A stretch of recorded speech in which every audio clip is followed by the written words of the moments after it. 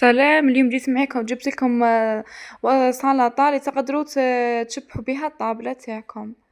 عندنا لهنا الطبقة الأولى نحط بطاطا بعد ما كنت غليتها في الماء، ومن بعديتك عبصت عليها جيدا هكذا، وبعد درت فيها رشة تاع ملح، درت فيها رشة تاع فلفل أسود، درت فيها هكذا شوية تاع معدنوس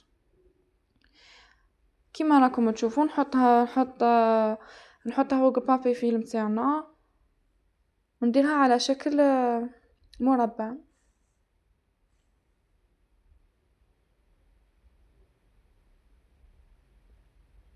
نعدلها جيدا وبعد نجيب جزر بعد ما كنت فورته، عفوا بعد ما كنت فورته وبعديتك معسو،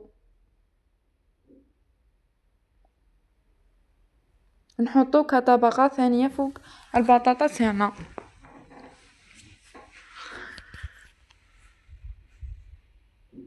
نزيد نعدلو جيدا،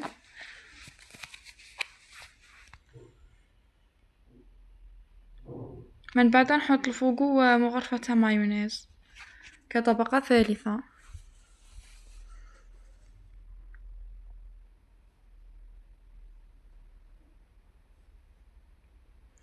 ولهنا عندي روز بعد ما كنت غليته، عندي طماطم قطعتها،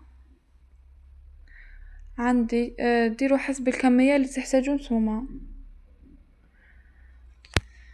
عندي زيتون اخضر مقطع، وعندي جلبانة بعد ما كنت فورتها، عندي بيض مغلي،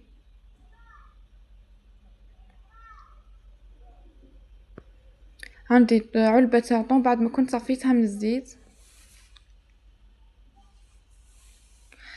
صلصة تاع السلطة، زيت وخل وغرفة مايونيز ورشة ملح، وغرفة صغيرة فرماج، اي فرماج يكون متوفر عندكم. وعندي لهنا نبدأ نخلط المكونات جيدا،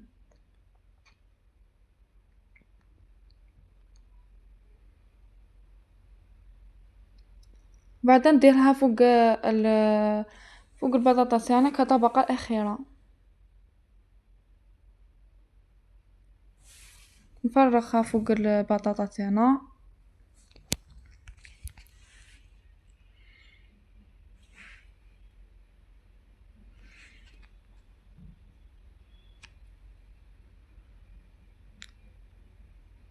ونعدلها، ومن بعد نبدا نرولي في البطاطا تاعي.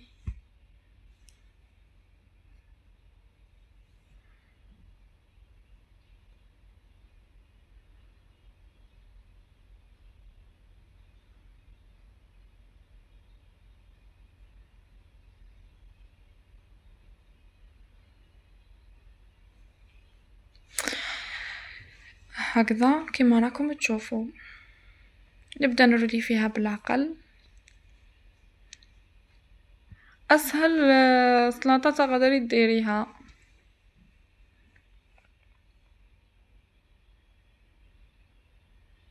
ونعدلها مليح كيما راكم تشوفوا، بعدين نجيب الصحن اللي راح نقدم فيه ونحطها في الصحن، ومن بعد نحطها في الصحن، ومن بعديتك نحي الورق الشفاف نتاعنا، ومن بعد دهنتها بالمايونيز وندير لها هكذا خط منحني بالفرشيطة. وهذا مكان، وان شاء الله تكون عجبتكم السلطة تاعنا، ونلتقي في وصفة جديدة ان شاء الله. سلام.